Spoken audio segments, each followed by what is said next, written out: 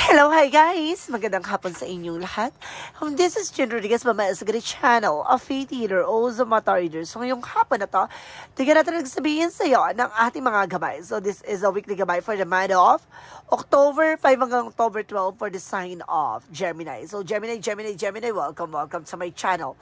Ano kayang messages, advices, at spirit guides ang ating masasaga for today's video? Kanino kayang energy or kaganapan sa buhay ng mga Gemini ang ating mga hagilap. So guys, this reading is a general reading lamang, hindi lahat makaka-resonate. Kung hindi lamang po makaka-relate sa inyo, and comment down below kung kaninong energy ang ating nasagap. And of course, don't forget to like and subscribe my channel and hit notification bell for more videos update. Kasi maraming salamat po sa mga walang sawang pagsuporta sa aking channel, lalo-lalo na ang hindi nag-i-skip ng ads. Naway pagpalain kayo ng Diyos at may kapal, siksik, liglig, nag-uumapaw na biyayang manang balik sa inyo. So let's see guys, what is the messages, advice sa'yo ng ating angel spirit for the sign of Gemini. So let's see and watch this. Ano kaya kaganapan sa buhay ng mga Gemini ang ating mga hagilap? So ito na guys, tutungayan natin at bubulubugin natin ang buong pagkatao mo. Angel spirit, please give information. So this is a palace of coin. No, this is something a success coming in for you, no? Parang sinasabi na magdahan-dahan ka, wag kang mag-alala, no? Kumbaga nasa tamang proseso ka, no? Kumbaga nandun ka na sa way or something na opportunities talaga ang darating sa iyo. This is something a page of one's very good news. May magagandang balita talaga na maaaring makarating or maibigay sa iyo na may magandang balita, messages, phone calls. And kasi nasa dito with the two of God, with the partnership, no? This is something unconditional love, no? Kumbaga, hindi lang siya tungkol sa pag-ibig, tungkol din siya sa partnership.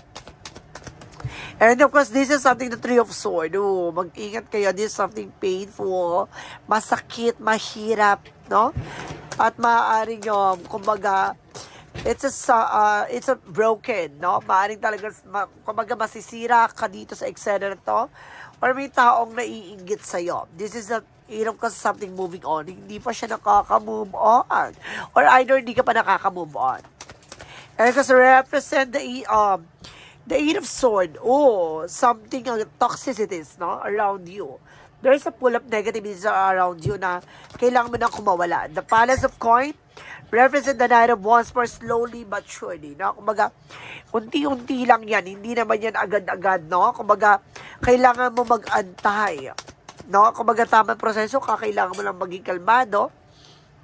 And because this is something na child card for taking action. May pagkilos at may paggalaw. Kumbaga, unti-unti nang magaganap, no? Ang mga pangyayari, no? May magandang balita ng paparating. The Two of Cups represent what? Nine of Cups with a wish fulfillment. So, may mga bagay na matutupad na, may mga bagay na may isa sa katuparan na, may mga bagay na mailalahan na, no? Ito mga bagay nito ang pagtupad sa pag-ibig, no? At katuparan sa mga pangarap. And of course, the Three of Swords represent the Seven of Swords. Mag-iingat ka. Now, dahil itong bagay na to ay kaakibat ito ang kasinungalingan. At kasinungalingan, maaaring maraming nakatago sa eksena na to. Kaya kailangan mo maganda. The Star card for a miracle and healing and hope. Now, may pag-asa na unti-unti ka nang makaka-recover at makakaalis sa sitwasyon na ginagalawan mo. The Eight of Swords represent what? The Ace of Wands for new spark and new beginning. This is the moment para makalaya at makawala ka na sa toxicidad ng buhay. The Palace of Coin represent the Knight of Wands. Represent the Seven of Coin. No? This is something harvest time. At the end of the time, kumbaga, unti-unti ka nang makaka-recover, no, sa mga pinagdaanan mo. Unti-unti mo nang maaabot at unti-unti mo nang may isa sa katuparan to, no? Kumbaga, ipon-ipon lang. So, let's see.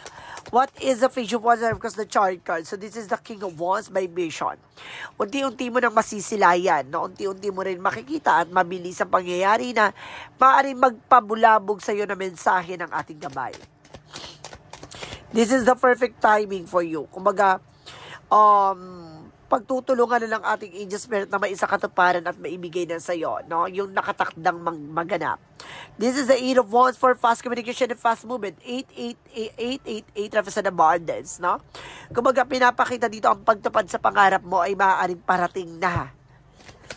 Ang hiniling mo na makamtan at matagpuan mo kung sino tong taong para sa'yo ay malapit na. The 3 of Swords request the 7 of Swords. This is a Ace of Swords request a judgment. Paalala sa'yo na bigyang linaw, no? Ang iyong utak, no? Dahil sa mga pangyayari. Baka sinasabi dito, baka maging marupok ka ulit. Oh, no, kaya kailangan maging matalino at maging mapagmatsyag, no? Hindi lahat ng offer at hindi lahat ng hihingi ng tawad ay hinihingi ang second chances, no? Dahil kumbaga yung iba dyan, hinihingi yan dahil para tignan, no, kung hanggang saan yung hangganan ng iyong pagiging marupok, char. Kumbaga tinitignan kung patatawarin mo pa siya at mabubudol ka ba niya ulit? Because this is a death card for the ending and the beginning. Tapusin na. At magkaroon na ng panibagong eksena. So, let's see what is the 8 of Swords and the Ace of Wands. Represent the 3 of Cups, no? Kailangan nyo na makawala dyan sa third parties na yan. And because for the outcome is the Devil card. Ooh. This is something the Devil card for temptation, no? Kumbaga, lapitin ng tukso. This is something tukso, negativities, or black magical vote. Let's see. And this is something for of course. Oh, gayuma daw. This is something gayuma nga. May gayuma dito, no? Additional messages pagdating sa career and finances. So this is a 6 of Swords for transition. Makakaalis ka na sa situation. And the Full card for a leap of faith, no? Kung maniwala at magtiwala ka na kaya mo, basta wag ka na ulit magtitiwala sa mga taong minsan nang sumira ng tiwala mo. Ganon. Additional messages. And of course, this is something the 5 of Cups by regret, no? And disappointment kung ayaw mo pagsisiyan sa huli. For love life, represent the 10 of Cups with happiness and the 3 of Prosperity for soul waiting for ship. Ito yung hihintay mo, no? Yung matagpuan kung sino yung magpapadibok at magiging makakasama mo, no? Habang buhay, no? For longest time. Yung ipaglalaban ka no matter what. Ganun. For the health, this is the 4 of Coins by saving money or either saving yourself, no? And because this is the 4 of Swords by intuition, no? Isa sa nagbibigay ng kumbaga health issues mo tong anxieties, sleepless nights. Dahil daw sa gayuma na ginawa sa inyo, kaya parang balisa ka at lutang ka. Oo. Kaya hindi ka rin makatulog. Okay, thank you. What is the magical fairy messages represent what? Represent the sun. May anak ka ba lalaki? No? This is something involved here. And easy, that's it. No? Kumbaga, bitawan mo yung mga bagay or stop trying controlling your situation, no? Kumbaga, putulin mo na, natigilan mo ng kontrolin yung mga bagay na alam mong hindi mo naman kontrolado. Ang yin and yang oracle card. Represent fulfillment. So, see this something wishes. Fulfillment, pagtapad sa mga pangarap. And this is a third party. Talaga napapalibutan ka ng third party, guys. Lapitin ka ng third party. And this is a receive and open, no? Palayaan mo at matatanggap mo yung mga bagay na kailangan mong matanggap, no? At unti-unti mo na matatanggap. This is something flow and stability. And magdadala to sa'yo ng stability and of course flow, no? So let's see what is the Romance Angels pagdating sa Mystic Love Oracle deck. Relationship connecting. No? Talagang sabi, nahanap mo talaga, no? Kung sino talagang tong para sa'yo talaga. And this is something broken, a break up for forever. Na talagang this is something an ending. Tatapusin na talaga to.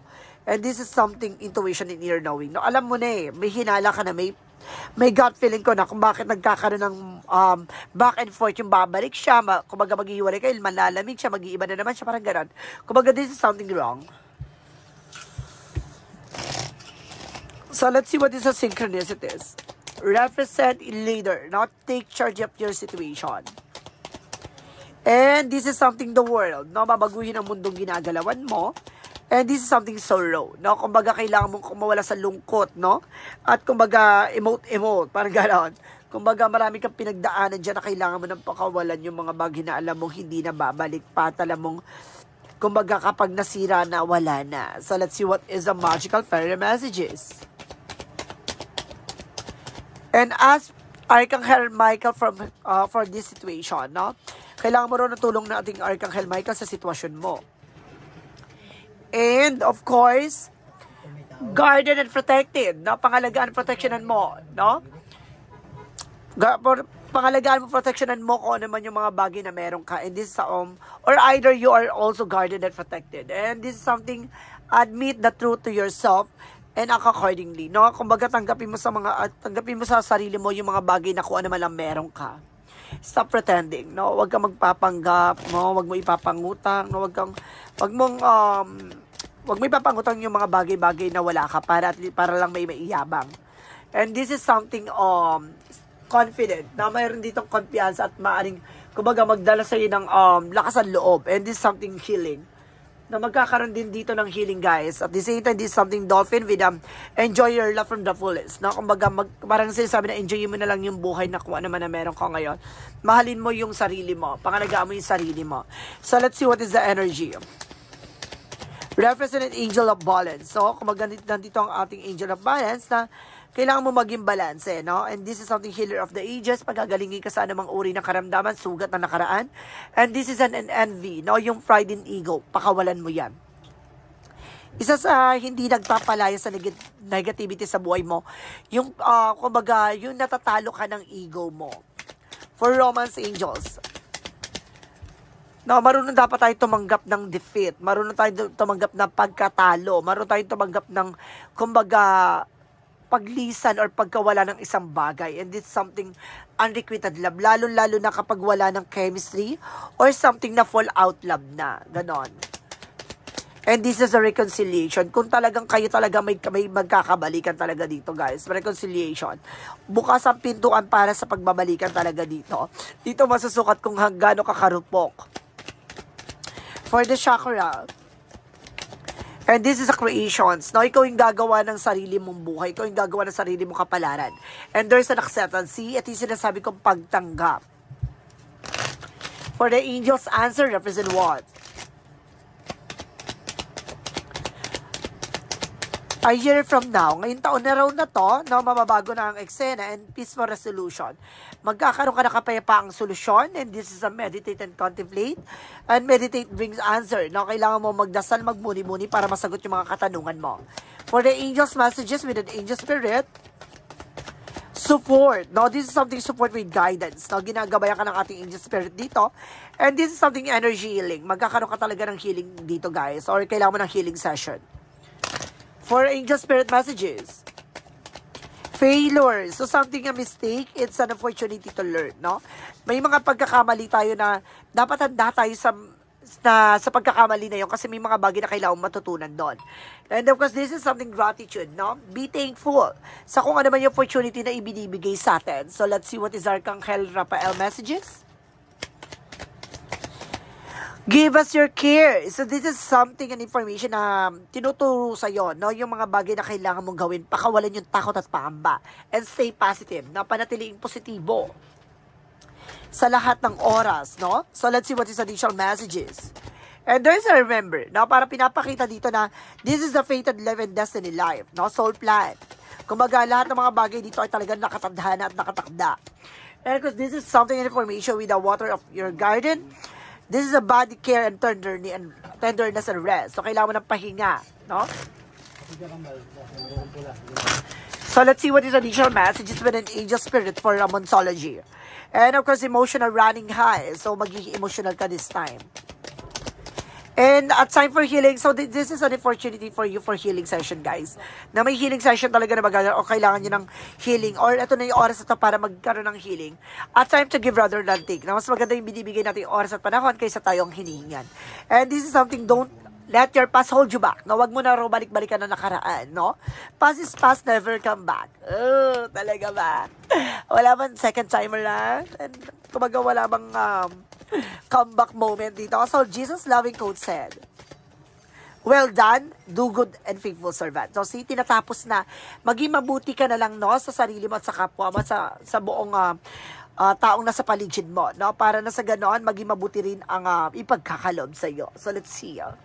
What is the angel's number? Represent what?